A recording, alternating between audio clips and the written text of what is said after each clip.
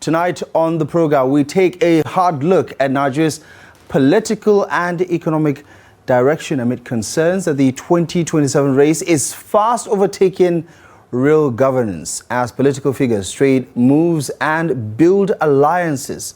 Issues of poverty, unemployment, and weak service delivery continue to deepen. The APC-led government insists that the economy is heading in the right direction on a path to recovery. But opposition disagrees, pointing to the widening hardship and what they describe as policy misstep. So, the big question, where does Nigeria really stand at the moment? And is politics now overshadowing governance?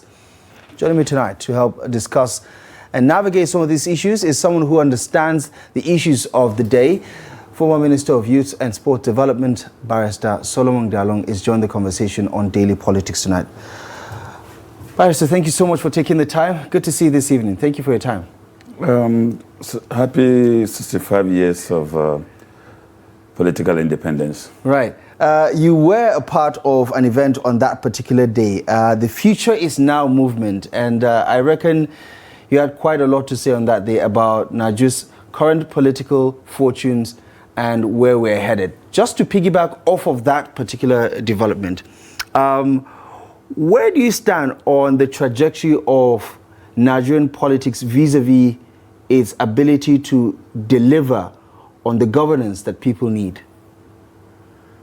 Well, so far so good. If we reflect on our journey as a nation from 1960 till date, and we review governance.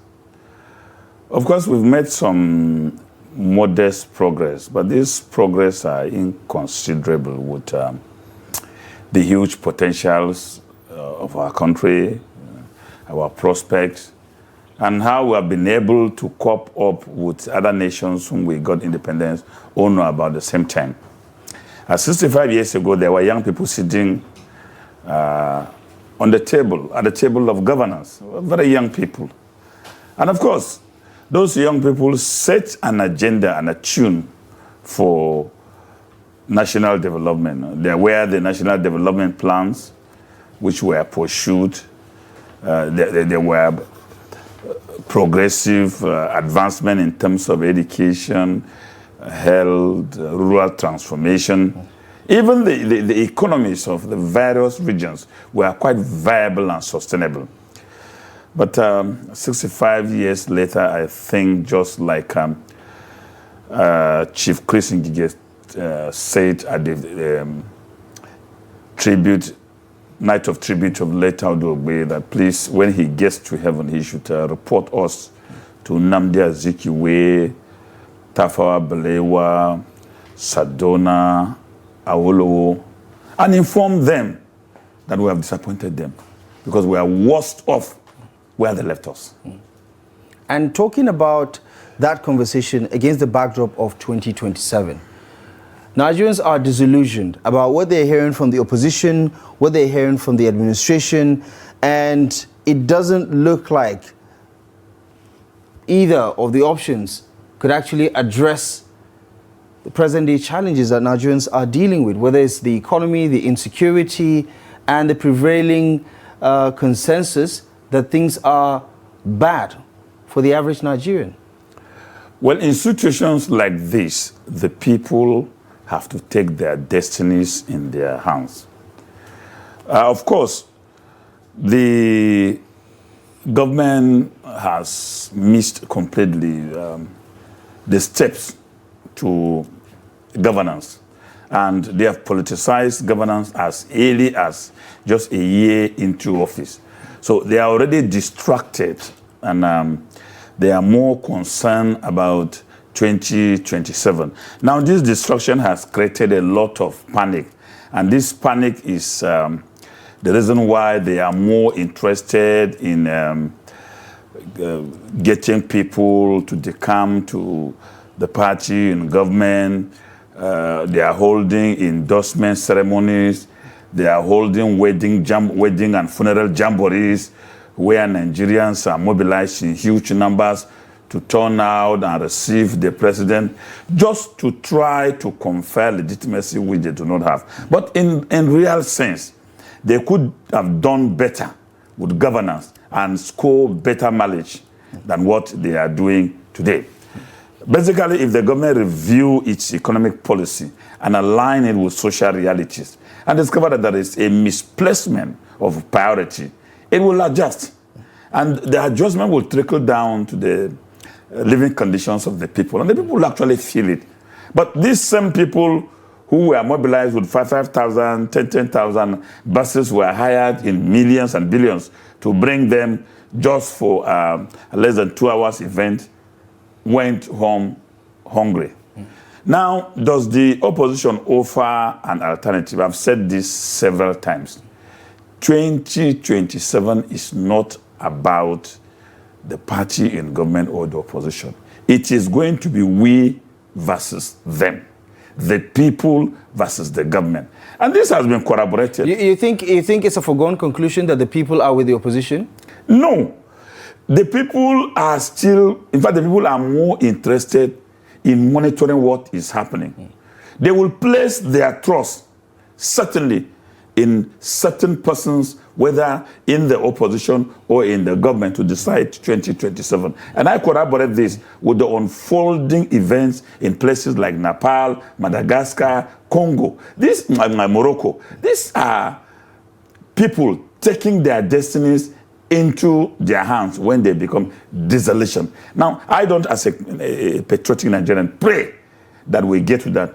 My prayer has always been that, government should be able to manage the situation very well and safeguard our democracy and protect our people.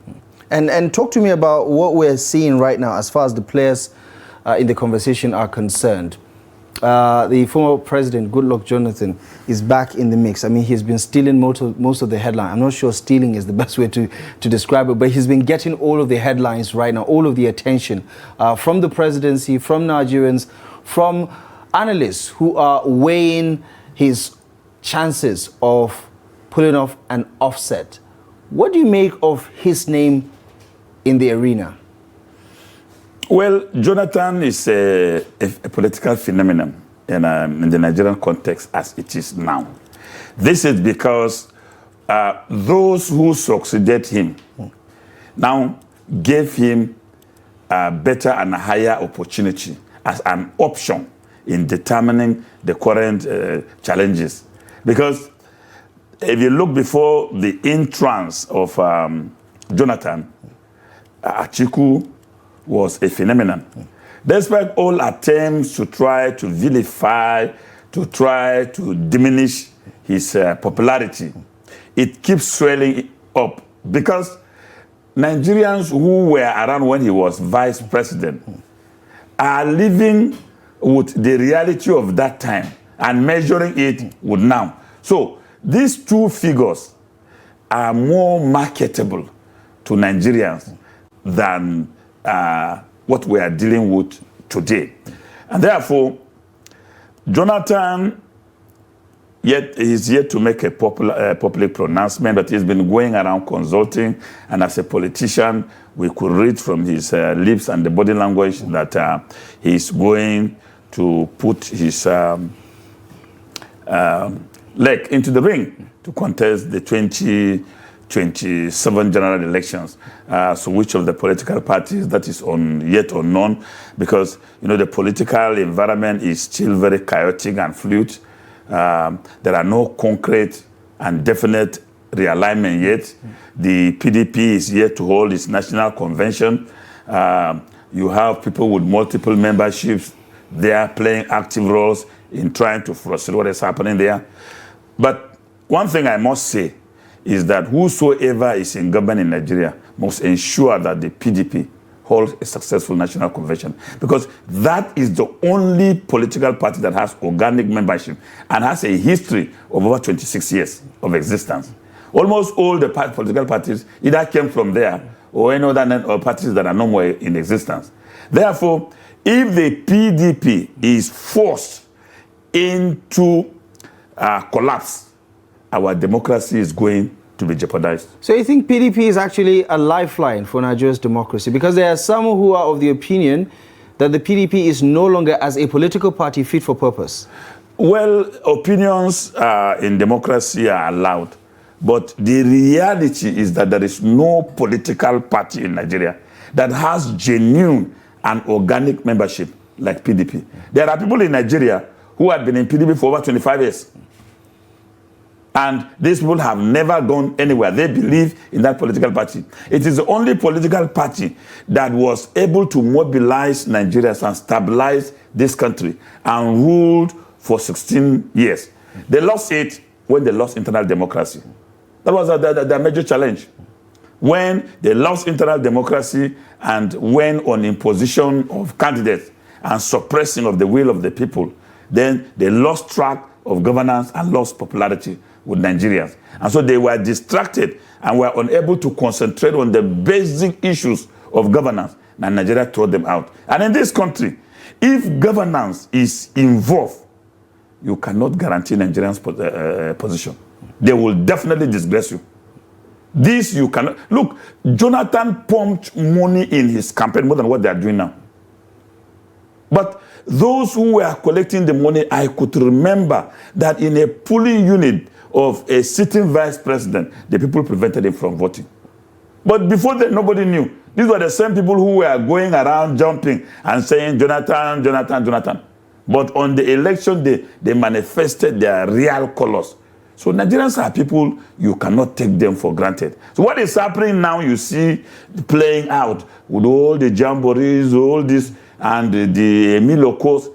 Wait for Nigerians. If the president does not alter his policies and continue to listen to this army of press singers and propagandists, he will be into a very big shocker. The presidency or the president and the people in power, the people in the ruling party, believe that their analysis fairly captures the feelings of Nigerians when they talk about the current economic trajectory right now. So, if we have to juxtapose your opinions and the opinions of people on the opposition side and the opinions of the government and people in power, which one do you think, resonates with Nigerians right now? Well, I mean, obviously you're biased to your opinion, but... Yeah, I agree with you, but I speak objectively. You see, what resonates with Nigerians now is their present condition. Now, as at last week, Kwara was relatively stable. Today, from the reports we are having, over 16 local governments already have been under the persistent attacks of terrorists and displacement and dislodgement of people. You can see now the advancement of insecurity now down to the southern part of Nigeria. You cannot talk about places like Kogi, Niger, Kaduna, Plateau, Benue, Zamfara, Katsina, Sokoto, Kebbi.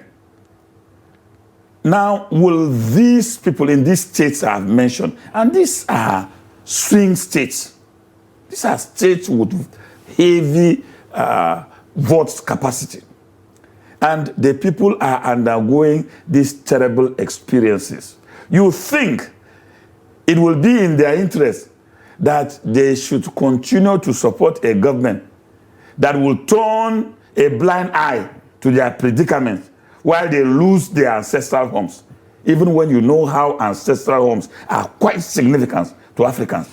But Barrister, how is this situation any different from what happened in 2019 when people like you were campaigning for the re-election of late President Muhammadu Buhari? I mean, those times we also had similar security concerns. I mean, some of the worst attacks happened in the build-up to 2019, right? So how is this particular situation any different? Well, I may be guided, but let me be very honest. In 2019, the security situation were far, far better than what we're discussing now. Because I campaigned in 2019 by road. I spent 3 days in Bukuyum in Zamfara as a sitting minister. Today, I cannot even travel to Gusau. In 2019, of course, there were challenges. But you see, we should give to late President Muhammadu Buhari credits of certain things he was able to achieve.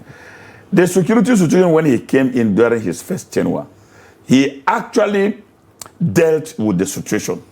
That led to the recovery of over the 21 local governments in the 3 states. There was some stability. And it was in 2019 that this ugly scenario of banditry started, 2018, in Zamfara. And we were in cabinet. And we challenged him and we said, Mr. President, you are a retired general. There are so many generals here that are ministers. How can we be here and people pick arms and begin to take over our territories and share sovereignty with us? That was when President Muhammadu Buhari and the former Minister of Defense and the General Brute went to the bush in Zamfara. Pictures are still there. This is on record. And launched a campaign against the bandits. So the situation was far, far better than now.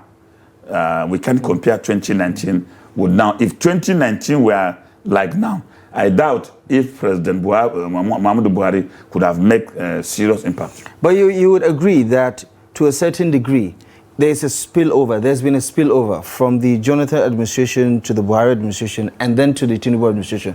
When we talk about some of the liabilities of previous administrations inherited by successive administrations, right? So when it comes to insecurity, for instance, the Tinubu administration inherited a significantly big problem that needed solving.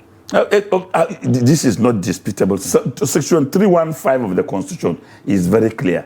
It provides that the chief executive inherits privileges, rights, and liabilities of the office.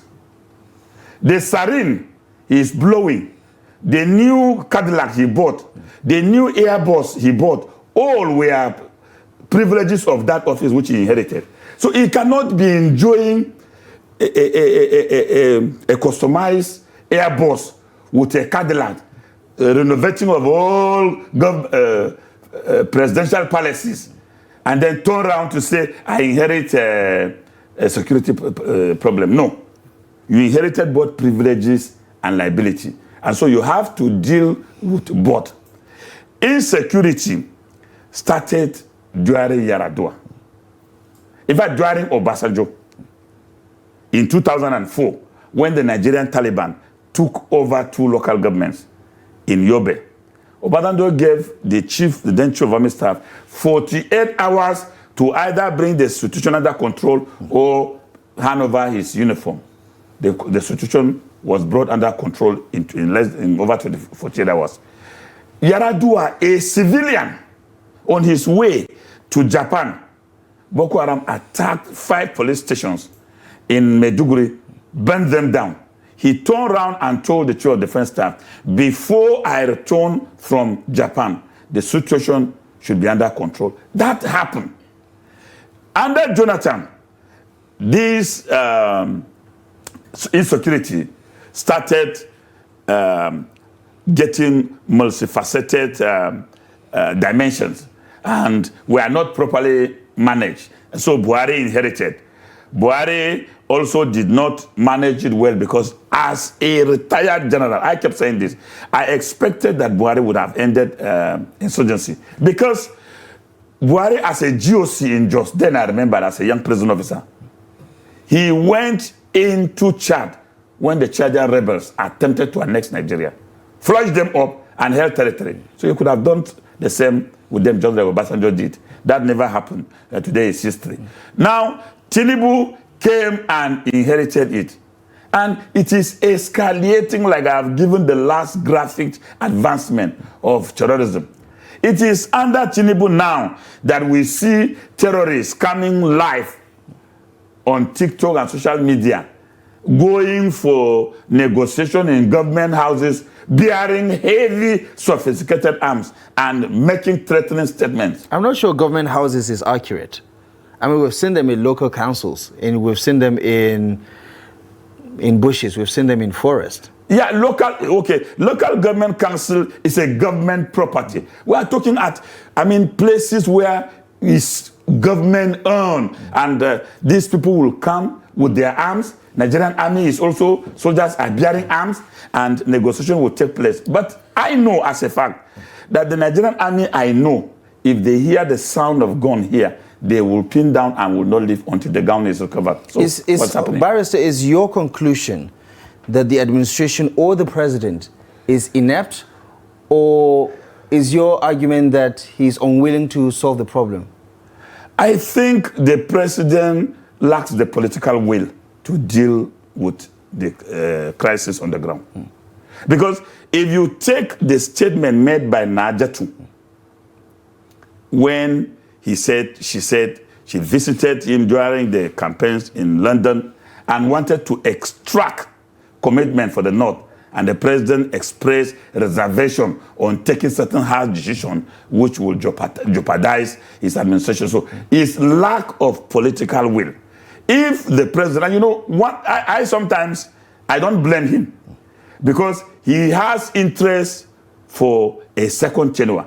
This second tenure phenomenon sometimes play a major role in limiting the political capabilities of leaders in deciding. But if I were in his shoe, I could have ruled for 4 years, take major and drastic steps, get the country reset. And if history or posterity will judge me as spending one term and going, let it be so. Mandela was a great man because he spent only one term. Yeah, but also, Barrister, some would say the president on day one shows that winning 2027 was not the first thing on his mind, because politically, removing subsidy was almost going to certainly undermine some of the political goodwill that one is expected to enjoy. So, wouldn't it be obviously a point to the president or to his administration that they are not looking at political expediency when it comes to some of the economic reforms that they are pursuing? No, the withdrawal of tax, the fuel subsidy was mere expression of leadership cowardice and a pursuit of a harsh tax regime. It was not in any way a demonstration of leadership, neither love for the country, because there must be Nigerians before there will be Nigeria. So you cannot just adopt an economic policy that would unleash trauma and untold hardship on the citizens. People are dying. These are realities you are hearing, and you said, oh, I have no regret whatsoever. So why did the Constitution say the primary responsibility of government is the welfare, the security, and the general well-being of the citizens? It's a constitutional provision. As a former minister yourself, Barrister, how easy is it to achieve all the things that you're talking about? I mean, as someone who has served in a cabinet and you've expressed your frustration with some of the inadequacies of the Barr administration that you served in, is it not easier said than done, some of the things you're expecting the administration to do? Oh my God, as a president, you see, when you said, so help me God, you have signed out your life as a sacrificial lamb for your people. So you cannot sign out your life and then come back and try to think of protecting it. It's very, very easy if you want to rule. But if you want to be on the safe side, to be here and there, then you will continue to rigmarole and will have this type of situation. But it is very, very easy. Look, he is the office of the president has 3 responsibilities: the chief executive officer, a head of state, and the president, the commander-in-chief. Now, as a commander-in-chief, he has a responsibility to secure every inch of the Nigerian territory. Has he been able to do that? He's sharing sovereignty with bandits, because bandits are in control of territories. They collect tax they impose tax and collect them. I mean, the Nigerian army, denies that, that is the case. I mean, there are attacks, but they deny that any territory is under the control of bandits. No. Let them be a bit patriotic.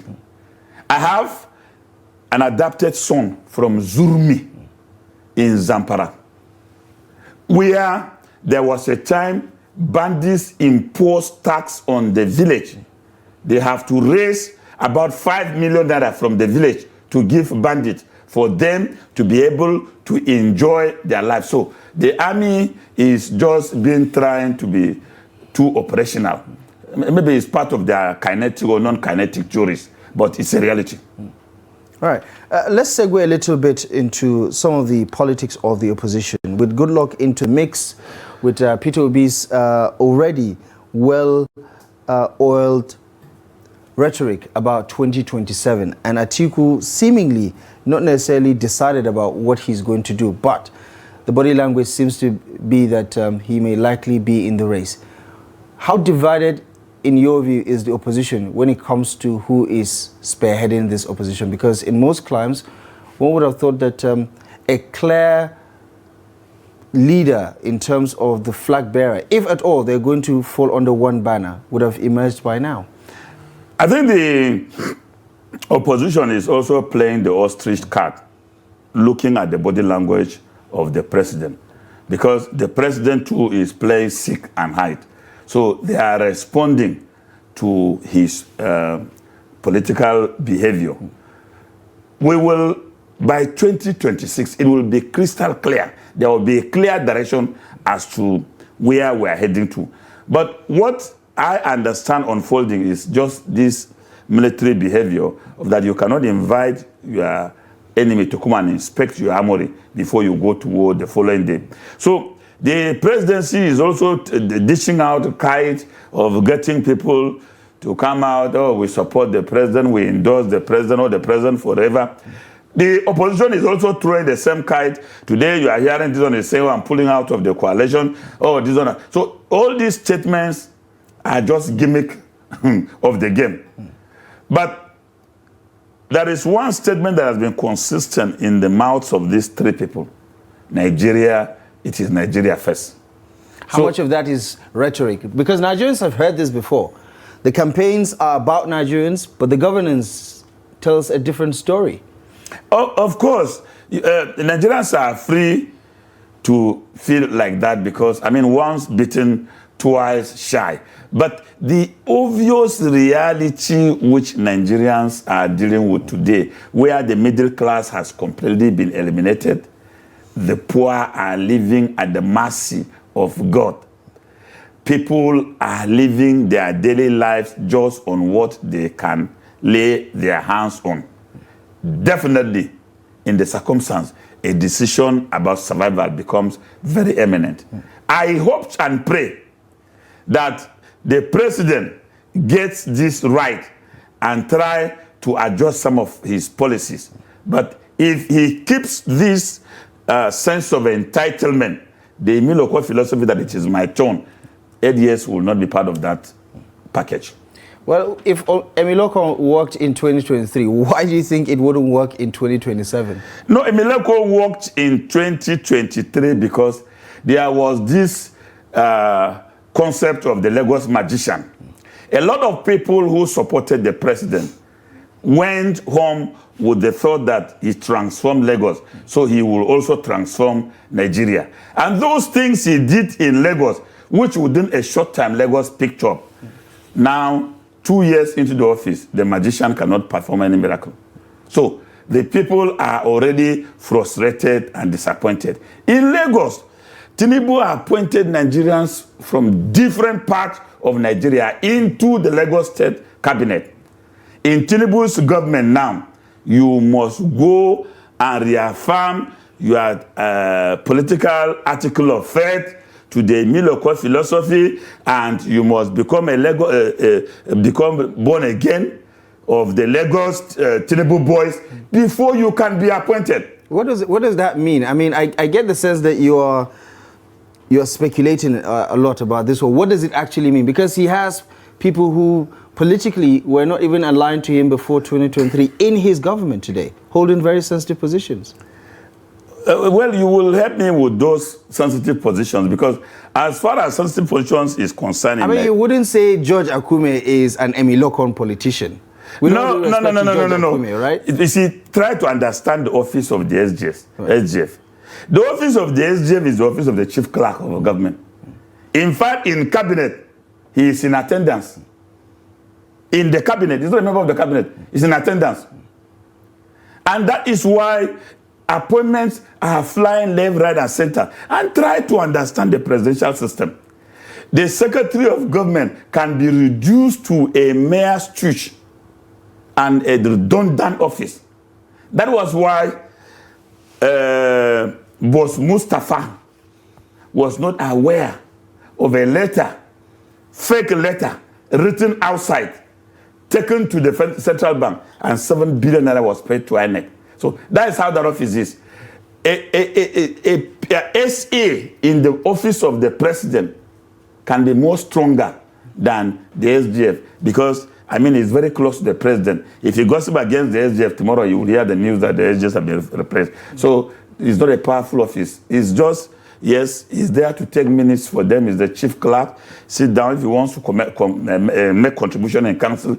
He obtained a leave of the president to speak. So please, don't tell me that. What in your view then is a more sensitive superior office? If the SGF is just an ordinary civil servant in the administration. National Security Advisor, Chief of Staff, Attorney General, Federal Inland Revenue, Central Bank, Nigerian Post Authority, NNPC, Custom, Immigration.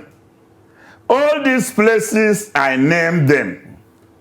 But there are some people who are career civil servants, and there are some people in that paramilitary outfit of the Nigeria Customs and Nigeria Immigration Service who are not politicians. So how did they fall into the Emilokon category? Or is Emilokon just anybody who is Yoruba in your view? No. Emiloko is not Yoruba. Emiloko is a branch of political philosophy of Mr. President, of those who believe in wearing, when you repent and confess your sins, you will be given that cap to wear, and you will be trained how to sing the hallelujah of the support of the president. The Emiloko are people whom the president has been with, the Lagos boys. Those who have been with him in Lagos. And not everybody that is in Lagos, that is a Emiloko. So it's not a Yoruba issue. It's not. Okay, let's segue a little bit and talk about more poignant issues in the polity. Earlier in the day, the House of Representatives had a session regarding some of the constitutional amendments ahead of, well, the 2027 election is used as a backdrop, but IPAC made some positions known around what needs to happen regarding electoral reform. One of those requests or recommendations is that we don't need state independent electoral commissions. We need to scrap it, and INEC needs to take over council elections. But doubling down on that, someone who I believe you're familiar with, former minister and former state governor of Osun State, Rauf Areweshola, says there's no need for INEC to be under one person, suggesting that there is a need to unbundle INEC, right? But there's also the call for the president to not be the sole person who can nominate or appoint, as the case may be, the person to head the electoral umpire. What are your thoughts about some of these recommendations and opinions that are shaping the conversation around electoral reform? Well, I don't have problem with electoral reforms. But the problem with electoral reforms in Nigeria is that the lack of institutional capacity to implement the reforms. So with or without reforms, we'll still end up the same way if there are no institutional capacity. Now back to the issue of unbundling of INEC. I do not even believe that INEC should be nominated. I believe that INEC should be the bastion of democracy, and everybody there as a federal commissioner should be elected. Elected by who? Let's use option A4. You want to be an INEC commissioner, go to your ward and contest. If you are elected as a commissioner in your ward, you come to the local government, contest election. The chairman of the electoral commissioner for the local government will be elected. The local government this thing should go to the state, form electoral college, elect the rec of that state. The rec of the state should converge at the center and elect INEC chairman. That is when we can talk of democracy. Wouldn't that be politicizing the electoral commission? Because if it's now a political process of electing commissioners, how are we supposed to differentiate their political interest when it comes to general elections. Then why do we expect them to give us democracy? When do you cannot give what? Supposed to be no, but you cannot give what you do not have. Right. You cannot give what you do not have. They are aliens. They are strangers to democracy. So how can they give us democracy? It happens elsewhere. There are many countries in the world where electoral officers are elected. If we are not going to go for that, another better way of doing that is for the National Assembly or the National Judicial Council. Right. Very good. They should appoint INEC and commissioners based on the recommendation of the National Assembly. Okay, let's have a listen to what former Osun State Governor had to say about this, his 2 cents on what's happening with electoral reforms in Nigeria. The chairman of the ADC. As we are putting them, from the appointment of the chief electoral officer, that's the chairman of INEC, and all the commissioners, to all the issues involved. We know. We pretend as if we don't know. We know they are not, they don't even inspire confidence.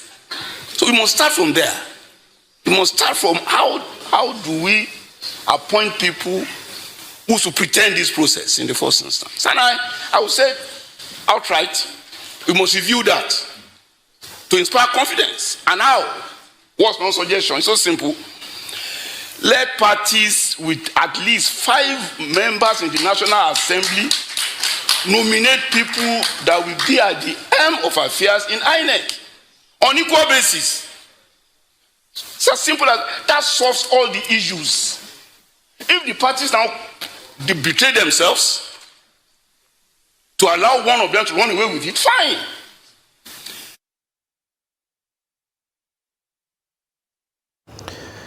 Former Governor of Osun State and former Minister of the Federal Republic of Nigeria, Rauf Aribeshola, they're speaking. I did say earlier chairman, but he's actually the secretary of the African Democratic Congress. They're speaking about what best, according to him, should be done to address some of the gaps in Nigeria's electoral system. As far as electoral reforms are concerned, what do you think about that idea? Parties with at least 5 lawmakers nominating somebody in various positions into the Electoral Commission. You think that's a good idea? No, I would only agree to the extent that it should be the registered political parties. Because if you said parties with 5 members in the National Assembly, that is discrimination against other political parties. They are political parties too, that their manifestos would have not yet gained popularity with the people. So why do you need to isolate them or exclude them from participating in determining the credibility of the election which they are going to participate? So preferably, it should be the political parties that should nominate, and rather those that have members in the National Assembly. There's a big concern that has been expressed, especially by people in the opposition, about who becomes the next INEC chairman, because Professor Mahmoud Yakubu's term is wrapping up in a couple of weeks. By 9th of November next month, he should be wrapping up his 2nd term as national chairman of the Independent National Electoral Commission. Talk to me about where those concerns are coming from, especially from the opposition side. Is there a chance that there is someone out there that President Bola Ahmed Tinubu could nominate for this position that will make you feel, okay, this person is going to be fair? Or is everybody just a suspect? Well, even if President Ahmed Tinubu appoints Angel Gabriel, we will still suspect him, because he cannot come and dance in the mud and return to heaven with his cloth without stain. INEC's problem is not who presides over it. It's an institutional problem. We are in countries where institutions work. Institutions hold leaders to account. When President Trump attempted to scuttle the democratic process in America, it wasn't the political parties. It were the institutions of government that made sure that the right thing were done. So our problem is not who is appointed there, for me as a person. But the institution of INEC is the institution strong enough to implement the whims, caprices, aspirations of Nigerians and deliver a credible election. So there's no way to insulate the institution at the moment, regardless of who is heading the institution, in your view? Well, how do you insulate such institution when the vaccine inoculating the chairman comes from the villa? How do you think the villa runs the show somehow? He who plays the piper dictates the tune. So there is no way. But Jonathan was paying the piper in 2015 and he lost the election. Yeah, he lost the election because it was Jega's last phase. This man is just coming in. So he would want to be there for 2 terms. The issue is that even though you don't know who is coming in, you doubt they have integrity. No, the man could have, that's why I made reference to Angel Gabriel. The man could have integrity, but the system has no accommodation for his integrity. How will he deal with technical glitch? How will he deal with it? Those who ordered for the server to be switched, was it Mahmoud? They were interested parties within the system. All these political gladiators have their boys in INEC. And that's why they have their way in truncating things. So it's not about who is appointed. It's about the institution.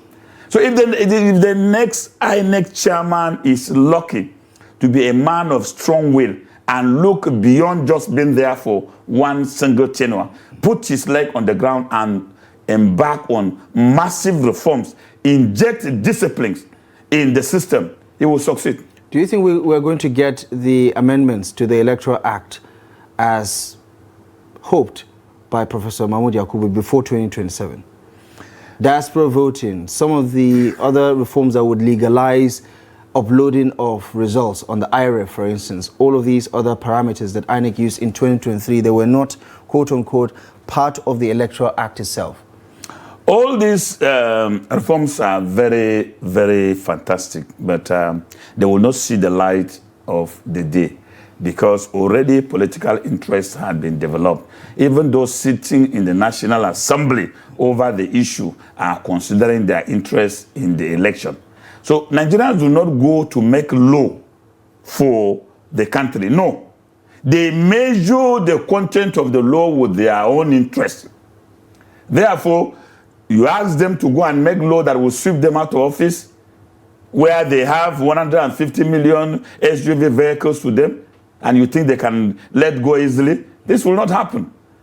Even if this is done, the state governors will rally around and defeat the issue of scrapping of state independent electoral commission, because that is a gold mine. That is where you can appoint anybody and they will conduct local government elections. All you need to do is to write the names of your friends. Even if voting has just commenced, the state electoral commission can announce winner. I mean, that's all. So you think they will give away that easily, knowing too well that the resources that goes to the local government is controlled by the Joint Account Allocation Committee, the local government chairman, who are more or less stooges of the governor. And that is where he has an indirect control, because that is the only place you cannot prosecute any governor and jail him, because he has no direct connection with what is happening there. Correct me if I'm wrong, Barr. Is it my understanding that you believe that everyone in the system right now is corrupt? No. I don't believe that. Look, good Nigerians are more than even the bad one. The bad Nigerians are a minority. They only have access to wealth and power. And so they distort our reputation and national character. But what I'm saying is that we have institutions of government that are very, very weak. Let me give you an example. When I was appointed a minister, I met a system in the ministry where every year there were budgets for training and retraining of civil servants. But that monies are just paid to civil servants without going for the training. And I said, no, it was not going to happen. I was going to pay more, but every civil servant must go for a training to earn the money. It was not popular the first year, but subsequent years, they saw the wisdom in it and they popularized it because it was to their advantage and interest. These are the things I'm talking about. If you as an individual could make that change, how about we have the same energy towards the next INEC chairman? Maybe he's going to be just like you, affect the entire system. That's what I said. Yeah. That first, he has to sacrifice the interest of reappointment. Right.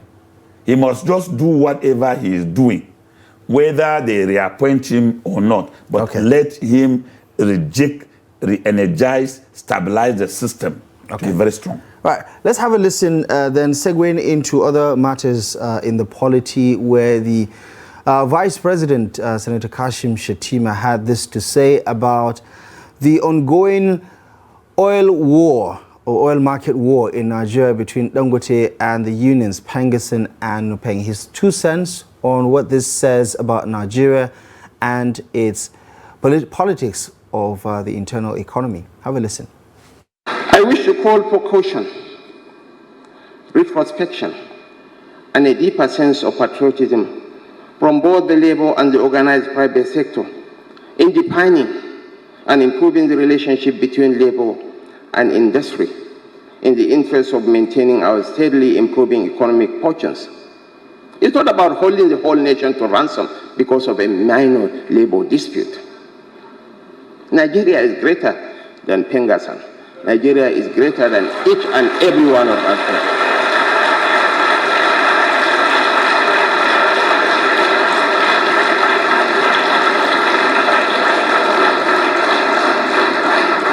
I am not coming to you as a partisan. I am coming to you as a patriot in search of solutions to our national challenges. I wish to re-emphasize that in the interest of improving the fortunes, the government is hereby tasking the Nigerian Economic Summit Group in taking more than a passing interest in the matter. The government will expect far-reaching recommendations from the NESG in addressing this issue, even as the government is also taking steps to protect big industry and ensuring industrial harmony for the good of the nation.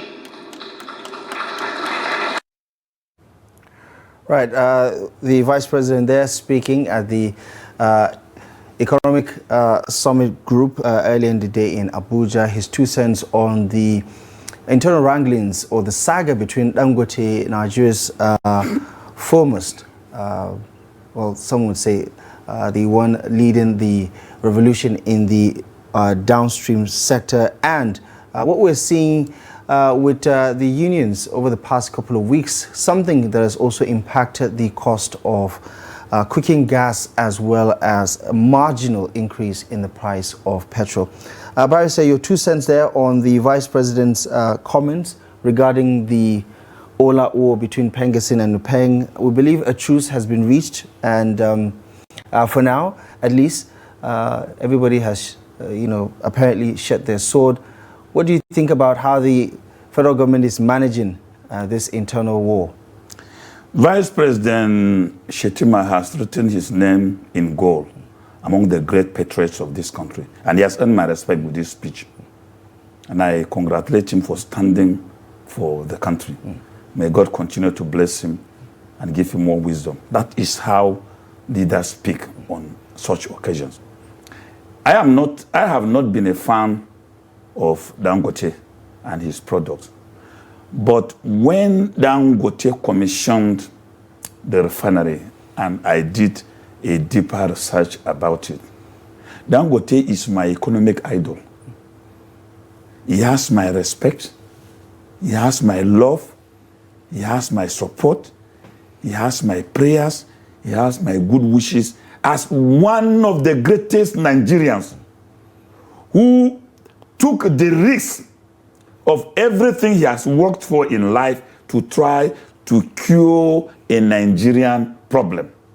I'm appealing to all those who might misunderstood what he stands for, just like I did before, to give Dangote a breathing space and support. Dangote remain an economic phenomenon in the unbundling of Nigerian civilization. Whether we like it or not, he has taken a giant step. When we came in 2016, President Muhammadu Buhari kept talking to some of us in private that he was going to revive the refineries. But when he realized that it was going to be an impossible task, he listened to the wisdom suggested by Dangote, which led to that refinery which we are having today. It is not going to be easy because he ventured into muddy economic waters. The beauty of it is that he is not a novice. He's well informed about all the intrigues and the risks involved. But I'm appealing to Nigerians that if we are in need of some of our solutions to national problems, then Dangote has taken a giant step. Labour should give him a breathing space and try to understand him. I am a unionist. I will not support anybody who will remove food from anybody's mouth. And I will not support anybody who will trample on the right of another person. But I think there is a need for engagement of all the stakeholders to understand the vision very well. Honorable Barrister Solomon Dalung, as always, a pleasure. Thank you so much for stopping by on Daily Politics this evening. I appreciate you very much for the conversation. Thank you for being able to drag me out of my small house every time to come over here. Happy to do it all the time. Thank you so much for joining us this evening. You're welcome. Right, okay. That is our show for you tonight. Thank you most kindly for joining us on Daily Politics. The program will be back tomorrow, live at 8 p.m., exclusive as always on Trust TV. Until next time, I'm Abdullahi Ahmed. Thank you for watching. We'll see you soon.